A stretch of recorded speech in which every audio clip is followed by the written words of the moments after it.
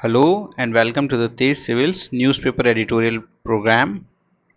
So before we start today's video, there is a small announcement. जैसा आप सभी को पता है कि Tej is working towards ensuring educational justice, and in this series we are offering free education program for RAS Pre and PSI courses.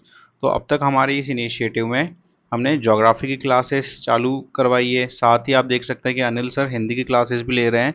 Rakesh sir himself is taking technology classes and the trend analysis classes.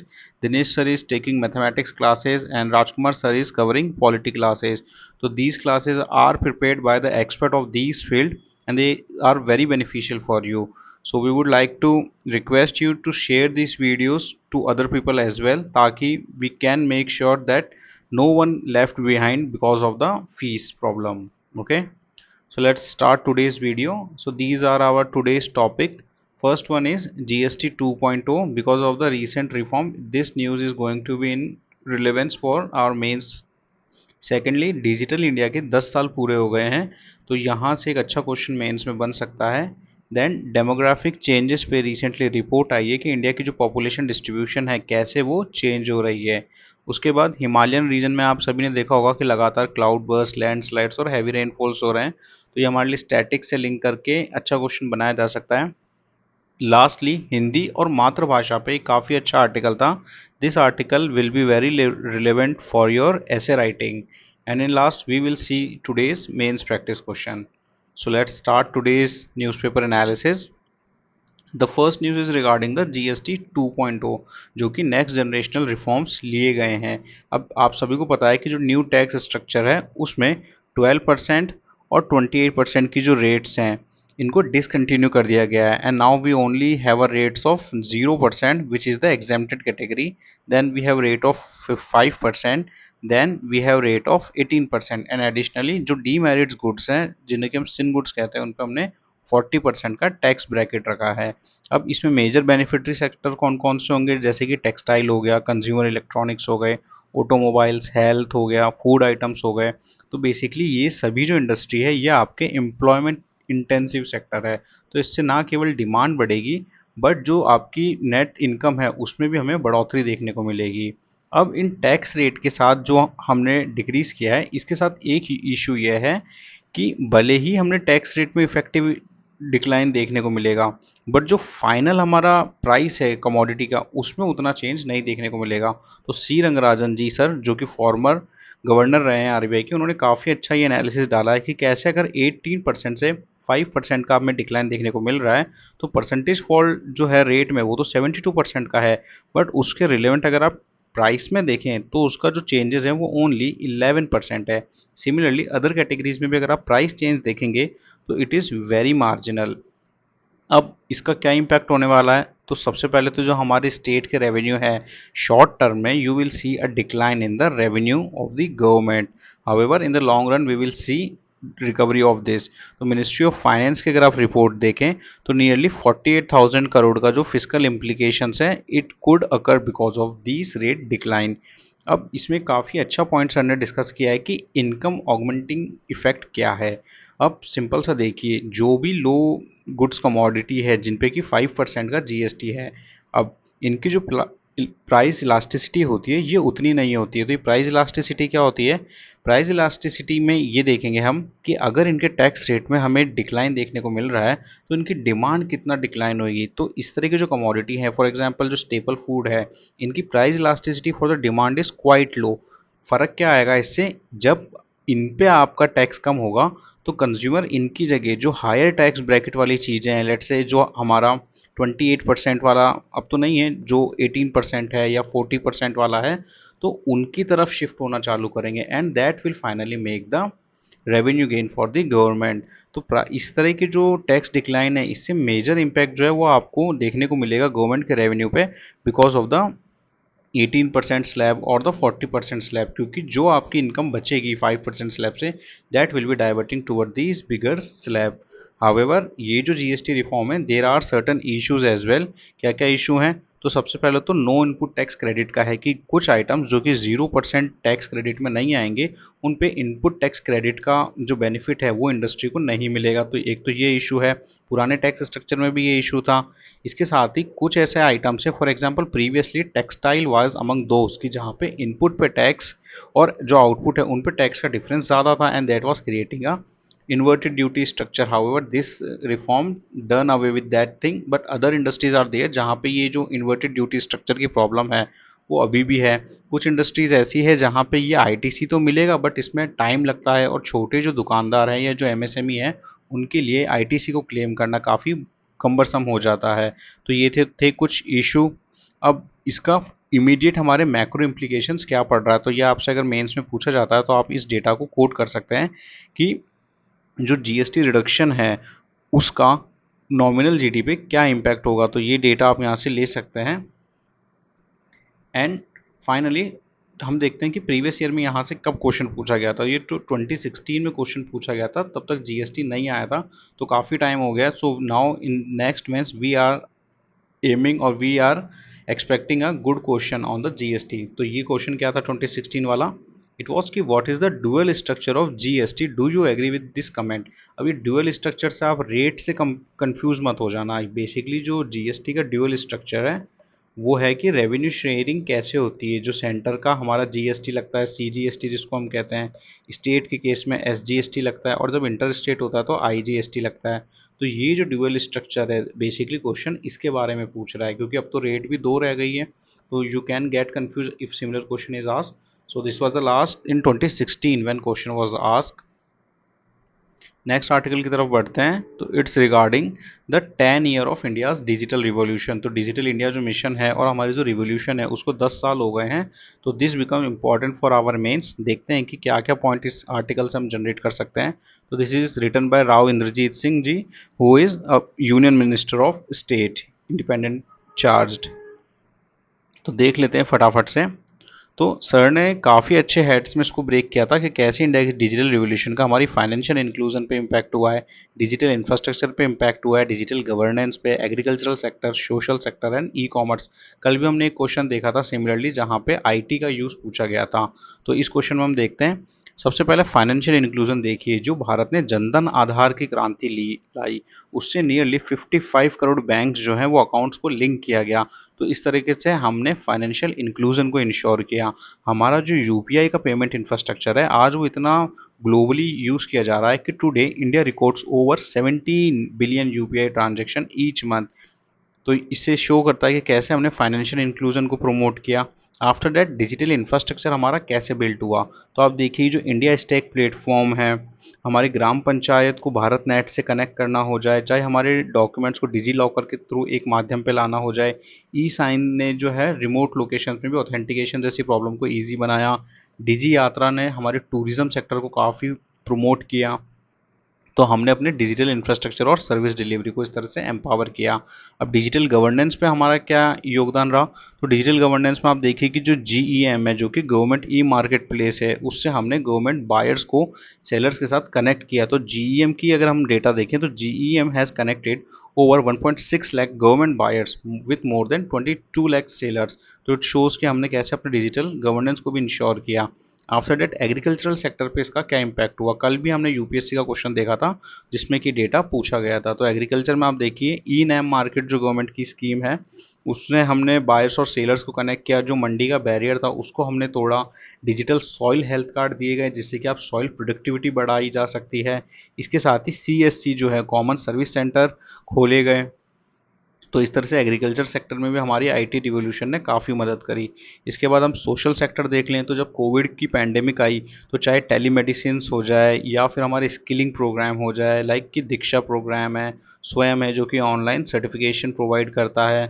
इसी तरह health sector में Ayushman Bharat digital mission जो है उसने digital एक health में एक नई क्रांति और डिसेंट्रलाइजेशन को प्रमोट किया। तो ये हेल्थ सेक्टर या सोशल सेक्टर में थे। लास्टली विल सी कि कैसे कॉमर्शियल सेक्टर में भी इसका हमें फ़र्क देखने को मिला कि ओएनडीसी जो गवर्नमेंट का open network for digital governance programme है उसमें सारे प्लेटफॉर्म्स को एक जगह इंटीग्रेट किया। तो ONDC is levelling the play field as well. तो ये जो है सारे अलग अलग सेक्टर का हमें कन्वर्जेंस देखने को मिला, और इसमें सबसे इम्पोर्टेंट भूमिका निभाई नीति आयोग ने। ठीक है, तो ये जो था वो कल का हमारा प्रैक्टिस क्वेश्चन था, इन विच इट वाज आस्क्ड कि ई प्रशासन, ई व्यापार और अंतर्राष्ट्रीय कूटनीति में सूचना तकनीकी के उपयोगों का वर्णन कीजिए। तो आप देखिए कि आज हमने ई प्रशासन में क्या क्या देखा कि गवर्नमेंट ई मार्केट प्लेस कैसे हुआ, ई नैम कैसे हमने प्रमोट किया, चाहे हमारा राजकाज हो जाए राजस्थान में, संपर्क पोर्टल हो जाए फॉर द ग्रीवांस रिड्रेसल। इसी तरह ई व्यापार में क्या क्या किया, तो ई व्यापार में चाहे हमारा ओएनडीसी हो जाए, ई नेशनल एग्रीकल्चरल मार्केट हो जाए, जीईएम पोर्टल हो जाए। तो इस तरह के अगर आप आर्टिकल्स पढ़ते हैं तो यू विल सी कि आप काफ़ी यूनिक पॉइंट्स यहाँ से लिख सकते हैं और you can prepare your answers as well. Then next article is regarding the जनसांख्यिकी में जो चेंजेस हमें देखने को मिल रहे हैं। तो under our GS2 geography there is a topic population growth distribution and the density. तो हुआ क्या है कि registration sample registration system SRS जो है उनकी लेटेस्ट रिपोर्ट आई है, उसके अकॉर्डिंग भारत में जो टोटल फर्टिलिटी रेट है now it has drop to 1.9%। तो बच्चों की जो संख्या है वो फर्टिलिटी रेट जो प्रतिस्थापन होती है दैट इज़ 2.1%, उससे भी कम हो गई है। अब पहले क्या था कि ये अनुमान लगाया जा रहा था कि जो शहरी क्षेत्र हैं उनकी तो कम हो रही है, बट जो ग्रामीण क्षेत्र हैं उनके कारण ये स्टेबल लेवल पे आ चुकी है। बट अब जो डेटा हैं वो काफ़ी कंसर्निंग है, क्योंकि ग्रामीण TFR जो है वो केवल मामूली ही अंतर से पीछे रही है। तो इसके कारण क्या हो रहा है कि पहले केवल शहरों में ये ड्रॉप देखने को मिल रहा था, बट ग्रामीण स्तर पर अगर हम देखें तो it was nearly stable, nearly 2.2 तक। बट अब जो हम देखेंगे कि शहरी क्षेत्र में TFR लगभग 1.6 के आसपास आ गई है और ग्रामीण में भी इसका ड्रॉप देखने को मिला है। तो इसका क्या इम्पैक्ट होगा, we will see a demographic transition. तो एक डेमोग्राफिक ट्रांजिशन थ्योरी भी है, आप उसे पढ़ सकते हैं।